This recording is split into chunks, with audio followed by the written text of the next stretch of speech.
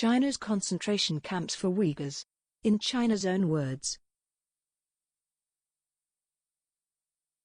September 2020. Liberation.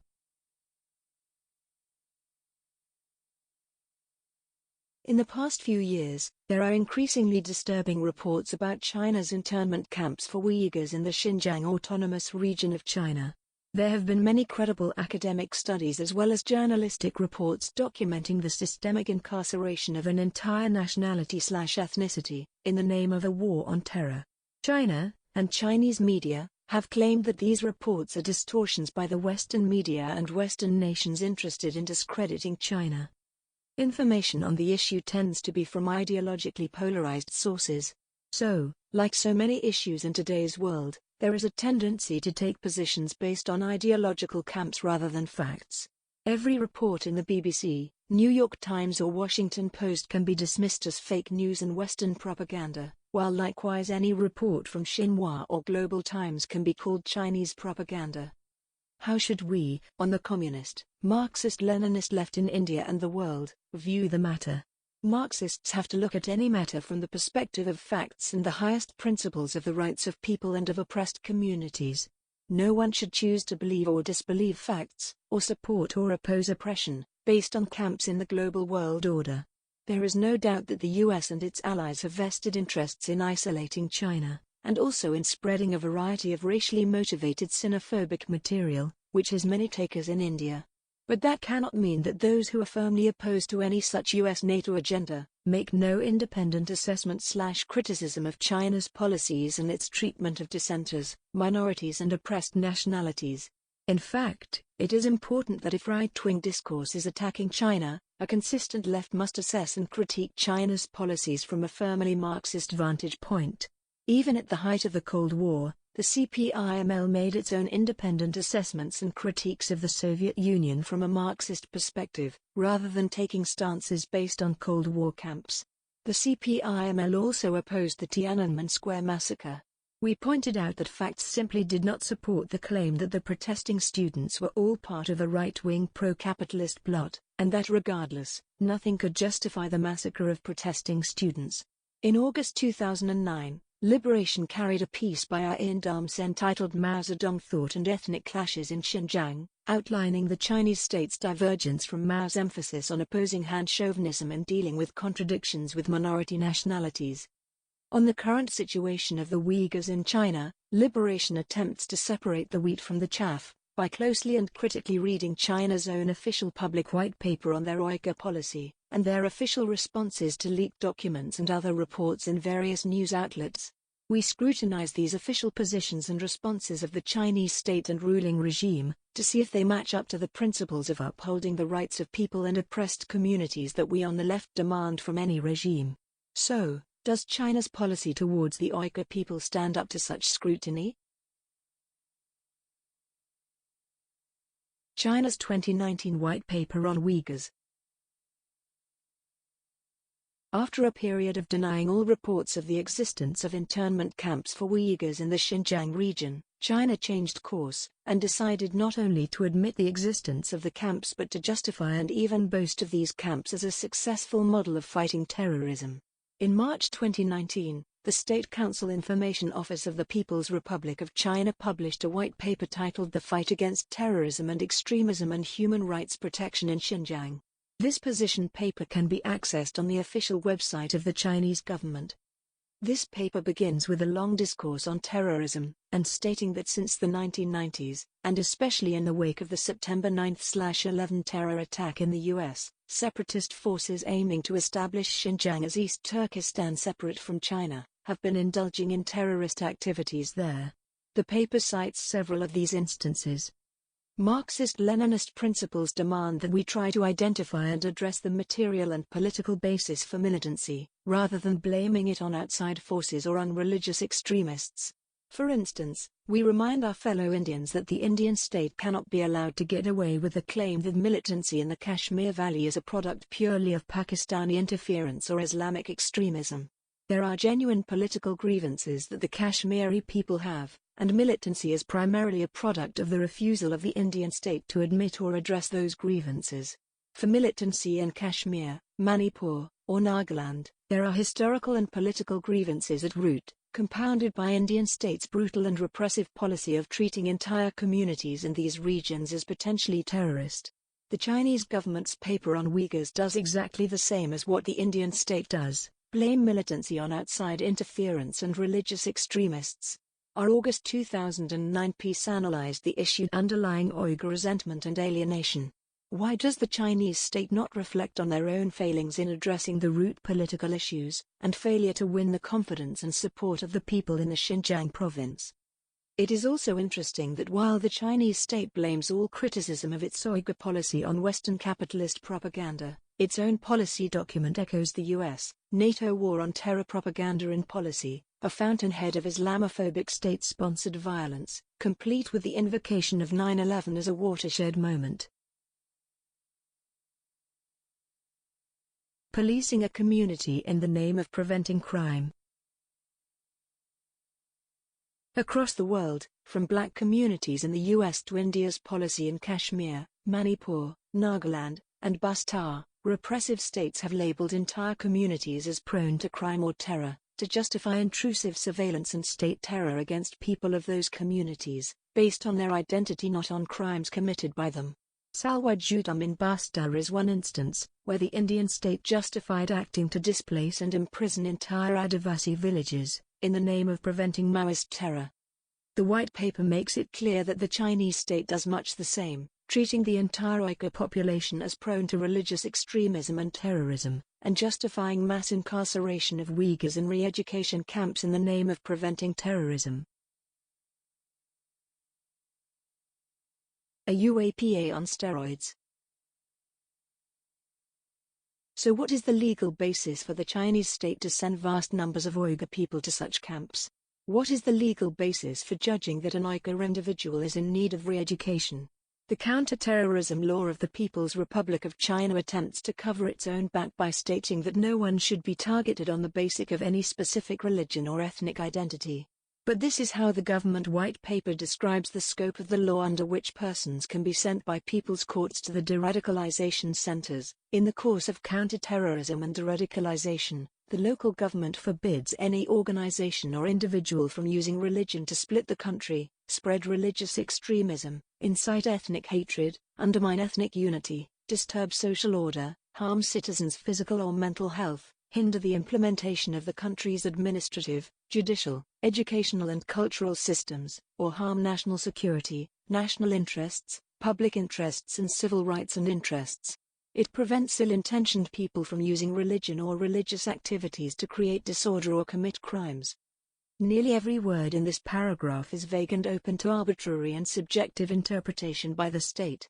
For instance, there is no clarity on how the law distinguishes spreading religious faith from spreading religious extremism.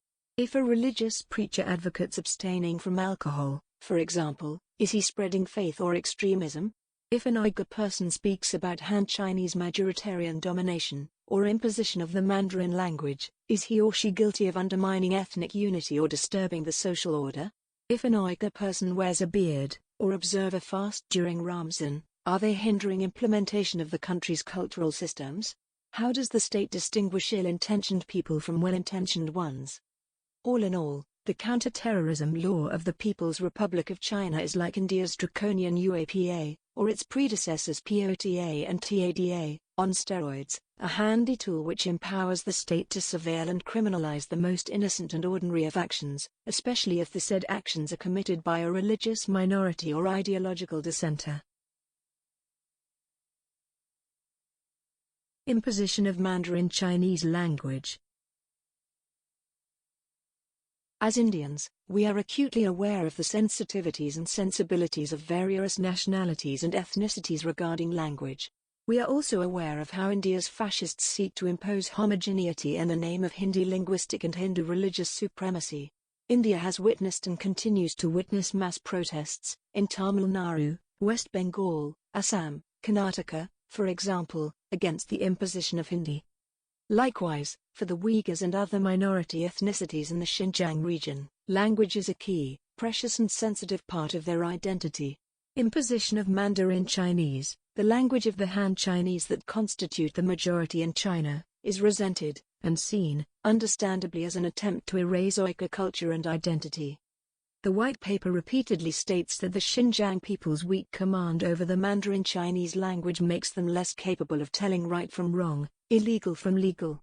The vocabulary of the White Paper implies that the Uyghur people are uncivilized and childlike, and need to be civilized by being taught Mandarin Chinese and the rule of law. The White Paper is peppered by a disturbing number of references to how rural residents in Xinjiang have a tendency to become criminals because they are weak in the use of standard spoken and written Chinese language, slow in acquiring modern knowledge, and have poor communication skills, and thus such people are more inclined to be incited or coerced into criminality by terrorist and extremist forces. Perhaps what is most disturbing about reading this White Paper is that it is a document China has made available in the public domain. The Chinese state feels no qualms or hesitation about declaring such racist stereotypes as its official policy.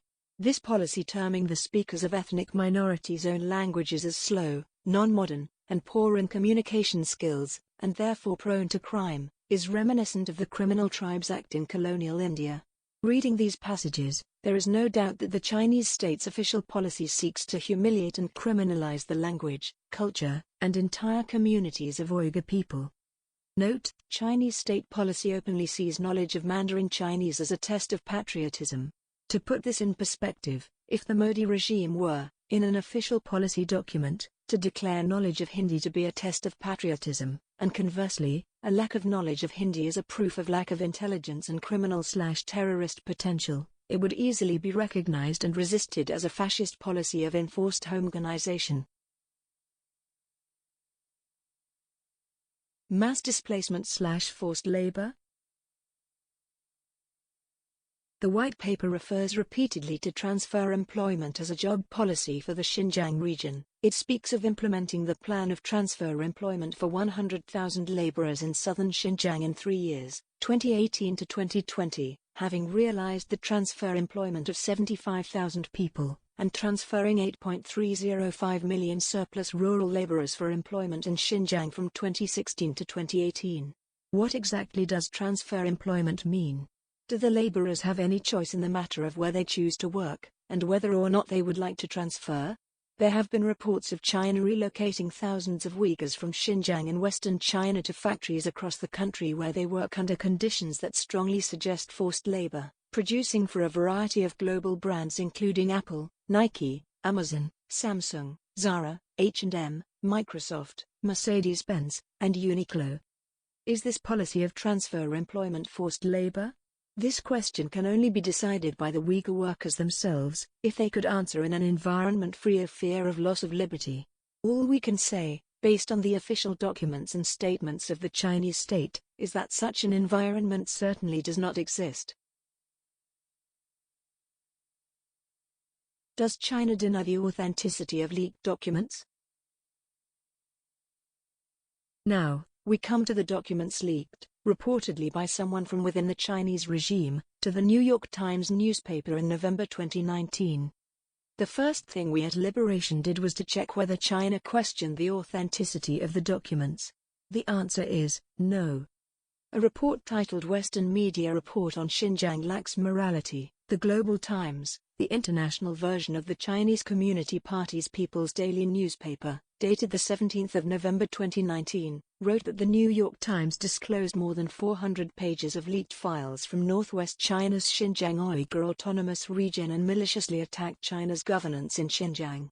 The use of the word disclosed suggests that the Chinese state and CPC are not denying the authenticity of the documents. The same report merely blames the critical analysis of the said documents by the New York Times on Western public opinion used their value system to criticize the vocational education and training centers in Xinjiang. This very notion of a Western value system which is distinct from an Eastern one is a racist and colonial trope, embraced and regurgitated by right-wing ideologues in both the supposed East and West. The Indian far-right, for instance, denounces Marxism and communism itself as a Western value system. The report, after claiming that Xinjiang cities are now free of terror and crime, asks a question: How many people in the world will oppose such changes in their own cities and prefer to live in a so-called democratic and free society where extremism prevails and terrorism is rampant? Repressive regimes across the world, including that of India and Kashmir, justify restrictions on liberties and democracy as a necessary sacrifice in exchange for safety, welfare and development. We may recall the right to privacy verdict in India, which rightly observed that the refrain that the poor need no civil and political rights and are concerned only with economic well-being has been utilized through history to wreak the most egregious violations of human rights. Above all, it must be realized that it is the right to question, the right to scrutinize and the right to dissent which enables an informed citizenry to scrutinize the actions of government. In the voice of the Global Times, the Chinese state effectively admits that Xinjiang under their rule is neither democratic nor free. But if you hold democracy and freedom to be vital components of any substantive safety, welfare, and development, the Chinese state dismisses you as being an advocate of a Western value system. Note that the Chinese state does not claim to be upholding a socialist value system as opposed to a capitalist or imperialist one. That is a relief, since any socialist value system should by definition have higher standards of democracy, human rights, freedom, and civil liberties than the ones held by bourgeois capitalist democracies. The Thought Police. The leaked documents read as though they are pages from a dystopian novel like Orwell's 1984. Students returning to Xinjiang from campuses in other parts of China for summer holidays are dismayed to find their parents, grandparents, or other relatives missing. The documents lay down instructions and a detailed question-and-answer script for local government officials, explaining the protocol for responding to the students' anguished questions. The first thing that strikes one is that the documents repeatedly refer to the camps as concentrated education and training school students. Naturally, this is a translation from Chinese into English, but China has not claimed there is anything wrong with the translation. So, it seems clear that China in its internal documents effectively admits to holding Uyghur people in concentration camps. The Q&A script makes it very clear that the persons are being detained in camps without having committed any crime at all. For instance, in reply to the question, did they commit a crime? Will they be convicted? The scripted reply is, they haven't committed a crime and won't be convicted.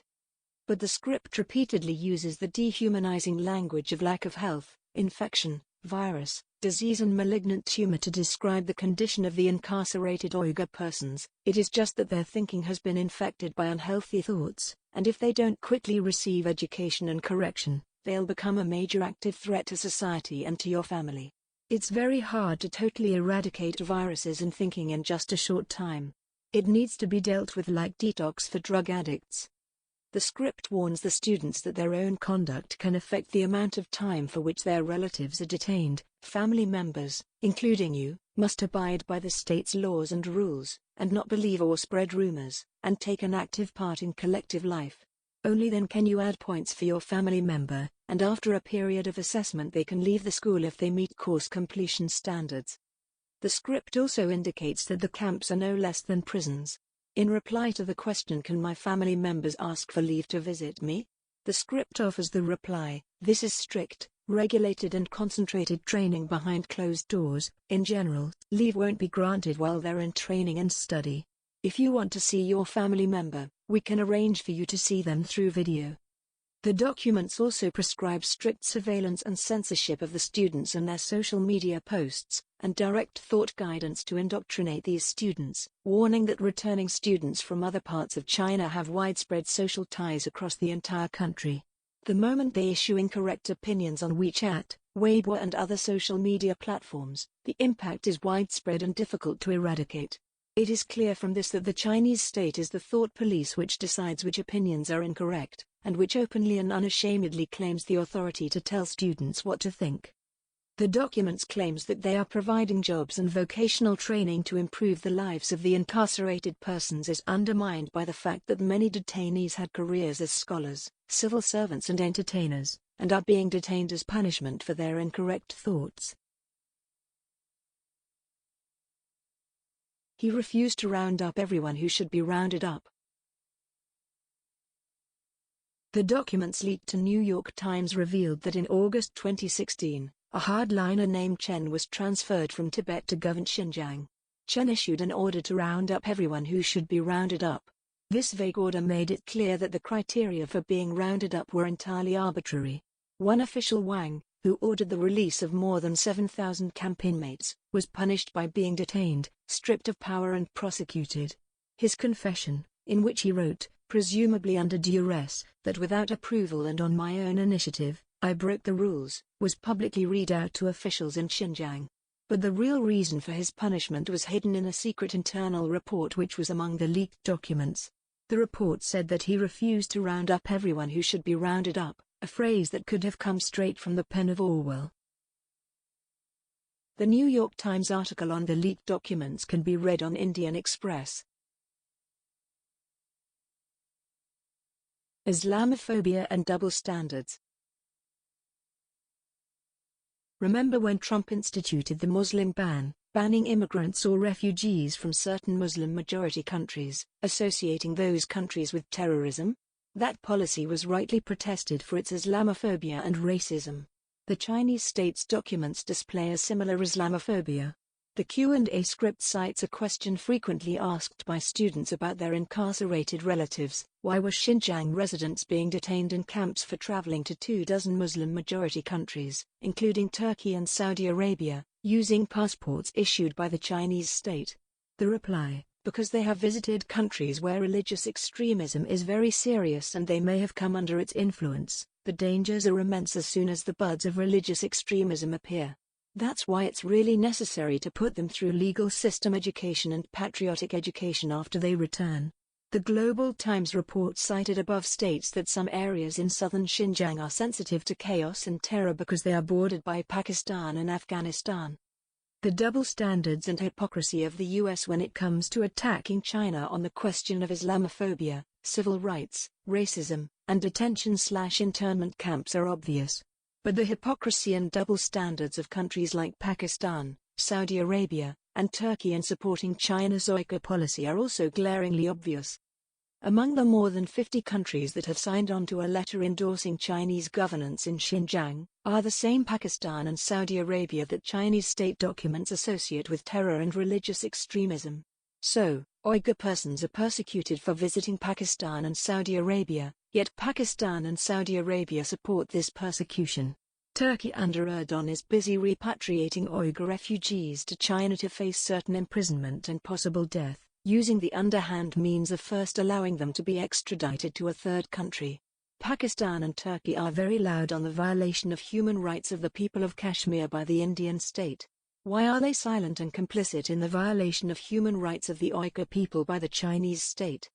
We do not have to look further than China's own documents and its own propaganda organs to recognize that the Chinese state is holding vast numbers of Uyghurs in concentration camps, subjecting the entire Uyghur community both inside and outside the camps to forced indoctrination, surveillance and censorship, and attempting to erase the identity and culture of the Uyghur people. China has been touting its Xinjiang model as a successful model of counter-terrorism which the world should adopt. Certainly, Narendra Modi and his fascist regime in India would be happy to adopt China's Xinjiang model for Kashmir, and for minorities and dissenters in the whole of India, lock, stock, and barrel.